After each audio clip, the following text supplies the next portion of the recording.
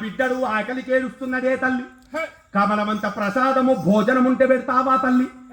అయ్యో నీ బిడ్డ ఏందమ్మా, నీ బిడ్డతో నువ్వు కూడా భోంచేయి. మాయ బిడ్డతోని స్వామి భోంచేశాడు, తాంబూలం ఇస్తే వేసుకున్నాడు. ఓయమ్మ ప్రమదాంబాదేవి, నీ వడిగే ముచ్చట తొందరగరగవే తల్లి, నేను వెళ్ళవలసినటువంటిది చాలా దూరం అన్నదే అవ్వా. ఎరుకోయమ్మ ఎరుక అవ్వో ఎవ్వలవ్వా. బియ్యం తెచ్చిండ్రా అమ్మ? బియ్యం బియ్యం తీసుకొచ్చారు ఎవరు? బియ్యం కావాలేదు. బియ్యం. అయ్యో గట్ల చూస్తారు. ఓ అమ్మ ప్రమదాంబాదేవి, 3 సోళ్ళ మంచి బియ్యము, 3 సోళ్ళ మంచి బియ్యము, మా ముందు తాత కొంగు నుంచు. 3 సోళ్ళ మంచి బియ్యం తీసుకురా. ఇసుక రాయి ఉండకూడదు, మెరుగలు ఉండకూడదు, నూకలు ఉండకూడదు. అటువంటి బియ్యాన్ని తెప్పించింది ఎరకలమ్మ. ఆ తెచ్చినటువంటి బియ్యాన్ని 3 కుప్పలుగా చేసాను, 3 కుప్పలుగా చేసాను. నా 3 మారు మృత్తి పలికాను. 3 కుప్పలుగా చేసింది, 3 మారు దండం పెట్టుకున్నది. ఓ అమ్మ ప్రమదాంబాదేవి, నీ బడిగే ముచ్చట నా బుట్టలో ఉన్నటువంటి దేవతలను దలుచుకున్నాక చెప్తానే తల్లి. ఎరుకోవాలి అమ్మ ఎరుక అవ్వో ఎవ్వలవ్వా. ఇదిగో ఎల్లమ్మ గద్దె, దండం పెట్టుకో. ఆ లోపల గౌరమ్మ గద్దె ఉంటుంది, దండం పెట్టుకో. ఏదమ్మా గౌరమ్మ గద్దె? అయ్యో గౌరమ్మ గద్దె కనబడతాదమ్మా? లోపల ఉన్నదన్నప్పుడు దండం పెట్టుకోవాలి అంతే. గౌరమ్మ గద్దె కనబడ్డాక లోకం అవుతాదమ్మా. లోపల ఉన్న దండం పెట్టుకో. మంచి ఓ అమ్మ ప్రమదాంబాదేవి, ఇప్పుడు నా పుట్టలో ఉన్న దేవతలను నడుచుకుంటున్నానే తల్లి, నీ వడిగే ముచ్చట చెప్తా. అవ్వో ఎవ్వలవ్వా. ఎరుకో అమ్మ ఎరుక. విఘ్నేశ వీరభద్రుడా, విఘ్నేశ వీరభద్రుడా, మా విశ్వేశ కంచి వరదుడా, మా కాళహస్తి శరభలింగమా, మా కావేటి రంగ దైవమా. ఎరుకోయమ్మ ఎరుక అవ్వో ఎవ్వలవ్వా. విఘ్నేశ వీరభద్రుడా, కాళహస్తి శరభలింగమా, కావేటి రంగ దైవమా. వీరభద్రుడా వాక్యువ్వరే తల్లి వాక్కు.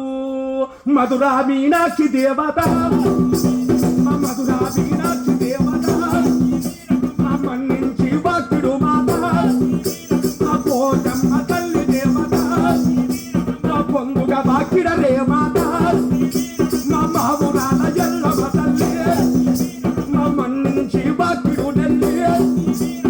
పోచమ్మ తల్లి దేవత, మధురా మీనాక్షి దేవత, మా ఊరాల ఎల్లమ్మ తల్లి వాక్యువ్వరే తల్లి వాక్కు. ఎరుకో ఎమ్మ ఎరుక అవ్వో ఎవ్వలవ్వ. నీ బిడ్డ కొరకడిగి మా సన్యాసిని కోరినదమ్మా, మా సరిగా వివరించదనమ్మా. నీ వడిగే ముచ్చట నీ గురించి కాదు, నీ బిడ్డ గురించి అడుగుతున్నావు. నిజమే, అదేనమ్మా నా బిడ్డ గురించే చెప్తానమ్మా, మంచిగా విను. నీ బిడ్డ ఒక సన్యాసి వాడిని వరించింది, ఇది కూడా నిజమే. అయితే మీరు ఆ సన్యాసికి ఇవ్వమంటున్నారు, ఇది ఇంకా నిజమే. కానీ మీ బిడ్డను ఆ సన్యాసికి ఇవ్వకపోతే నీ బిడ్డ ప్రాణత్యాగం చేసుకుంటుందమ్మా. నీ బిడ్డ ప్రాణత్యాగం చేసుకుంటుంది. ఇవ్వాలి, ఆ సన్యాసికి ఇవ్వాలి. ఇంకొకటి, ఆ సన్యాసి అతడెవరను కొన్నావమ్మా, అతడెవరను కొన్నావమ్మా, మా ఆదినా రాజనుడమ్మా. ఆ సన్యాసి ఎవరనుకున్నావమ్మా? సాక్షాత్గా నారాయణమూర్తి. ఇవ్వాలమ్మా, మీ అదృష్టం. అటువంటి వరుడు దొరకడం నీ బిడ్డకు. అట్లానా? మరి నారాయణమూర్తి అంటున్నావు, మా మానవుల పిల్లలు చేసుకుంటారమ్మా. మేము మానవులం కదా. నీ బిడ్డ ఎవరనుకుంటున్నావు తల్లి? లక్ష్మీదేవి. నీ బిడ్డ లక్ష్మీదేవి అవతారమమ్మా, ఆయనకే ఇవ్వాలి. సరే, ఇక కాంతి ఇగో నువ్వు చెప్పింది కనుక నిజమైతే, నువ్వు అన్నట్టే ఆ పెళ్లి కనుక అయితే రాపో. పెళ్ళి అయినాక రాపో. నీకేమన్నా ఇచ్చేది ఉంటే ఇస్తాపో. పెళ్ళి అయినాక రాపో అమ్మా. పెళ్ళి అయినాకనా? నేను రాంది పెళ్ళి ఏడవుతుందమ్మా. పెళ్ళికే నేను వస్తా, పెళ్ళికి నువ్వు వస్తావు. మరి నీ అసలు ఎంతమంది వస్తారు? నీ అటువంటి ఎరకల్లో ఎంతమంది వస్తారు? మరి నేను ఎవరికంటే ఇవ్వాలమ్మా? మరి గుర్తు నన్ను చెప్పు. నీ పేరేంది? నీ మొగన్ పేరేంది? నీ ఊరేది? నీ కొడుకులు బిడ్డలు ఎంతమంది? జర నాకు చెప్పిపోమ్మా. అట్లా చెప్తే నేను యాదుంచుకుంటా. అట్లనా అమ్మా? నా పేరు అంటున్నావా? నా మొగని పేరు అంటున్నావా? నా ఊరు అంటున్నావా? నా ఊరు ఎక్కడంటే సప్త సముద్రముల కావాలా, సప్త సముద్రముల కావాలా, సరిగా పీపగడ్డ యందునా. మా ఊరు సప్త సముద్రముల కవతలు ఉంటదమ్మా. ఆ సప్త సముద్రముల కవతలు ఒక ద్వీపగడ్డ. ఆ గడ్డకు 7 నిచ్చెన్లు ఉంటాయి. ఆ 7 నిచ్చెన్లు ఎక్కి వస్తే గడ్డ మీద మా ఎరకలలో గుడిసెలు ఉంటాయి. ఆ ఎరకలలో గుడిసెలు ఉంటాయి. అన్నదన్న జర నా గుడిసెనే గట్టిగా ఉంటుంది. అన్నదన్న నా గుడిసెనే గట్టిగా ఉంటుంది. ఇక నా పేరు అంటివి కదా, నా మొగడు పేరు అంటివి కదా, నా మొగడు గుణశూన్యుడు, నా మొగడు గుణశూన్యుడు, నమ్ము మతడు సురలకు రేడు. నా మొగని పేరు గుణశూన్యుడు అంటారు. గుణశూన్యుడు అంటే గుణం లేను, గుణము లేదు, రూపము లేదు నా మొగనికి. ఎవరది? భోళాశంకరుడు. ఇక నా పేరంటివి కదమ్మా, నా పేరు బహురూపవతి అటందురు, మా బహురూపవతి అటందురు, మా పలికెడరు జనములందరూ. నా పేరు బహురూపవతి అంటారు. అంటే ఎన్ని రూపాలైనా తీసుకుంటా. ఇప్పుడు కూడా ఓ రూపం మీదే ఉన్నా. ఏ రూపం అంటే ఆ రూపం తీసుకుంటానమ్మా. ఇది కూడా ఒక రూపమే ఎక్కున్నది. నా పేరు బహురూపవతి. మంచిగా ఉంది తల్లి. నీ పేరైతే బాగుంది. నీ మొగని పేరు ఏమో కానీ నీ పేరైతే బాగా పెట్టుకున్నావు.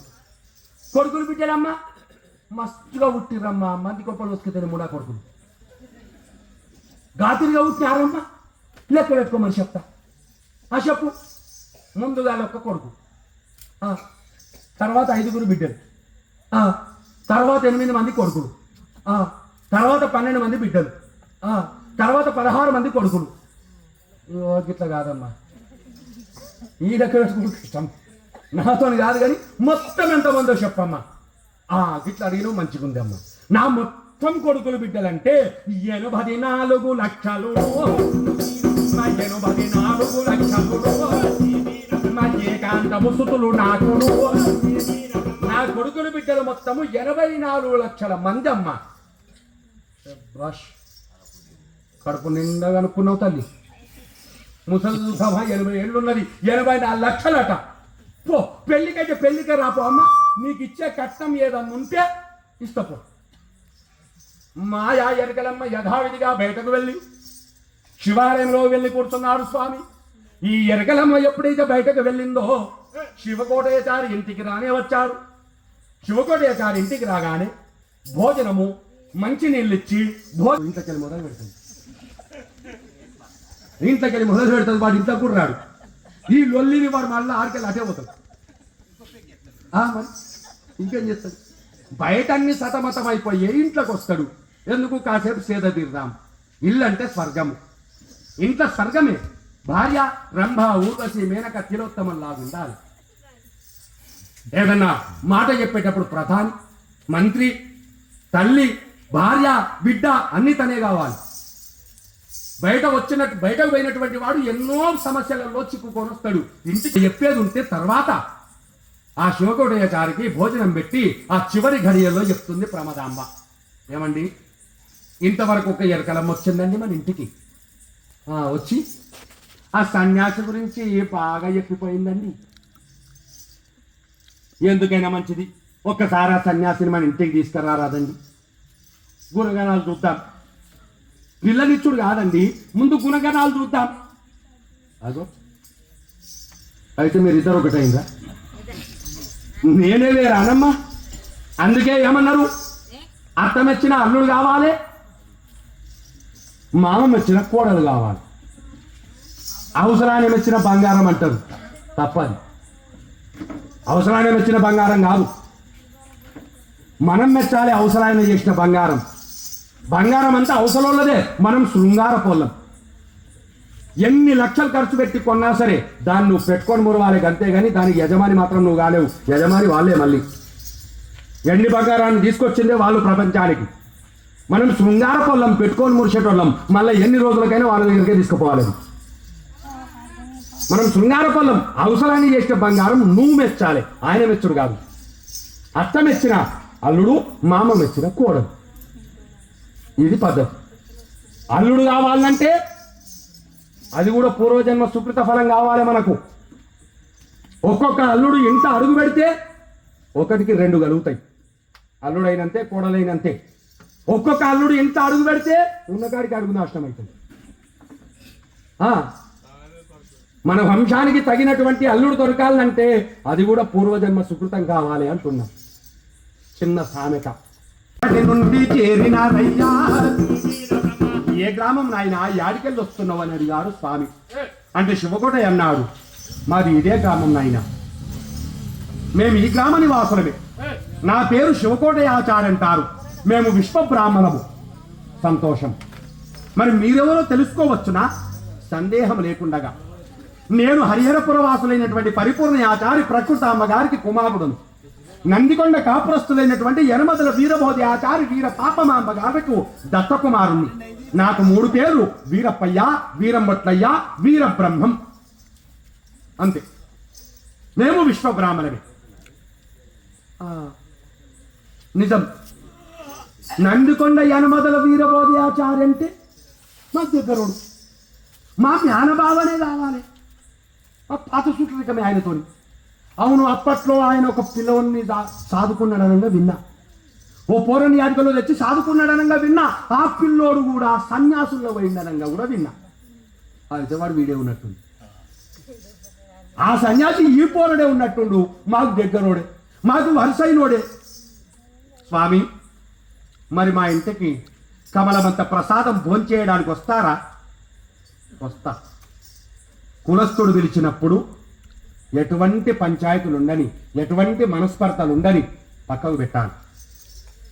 కులస్థుడు నీ ఇంటికి వచ్చి పిలిచినప్పుడు ఖచ్చితంగా మధువరులకు స్నానము పోసి మా వేదికపై వెంచే మా వేదంబులు పొగుడగా మించే పచ్చని పందిళ్ళు, అలుపులు, సాన్పులు, సున్నాలు, జాజులు అన్నీ చేసి ఆ యొక్క పెదకొమల గ్రామంలో శివకోటయాచారి గారి ఇంటి ముందు అన్ని అలంకరణలు పూర్తి చేశారు.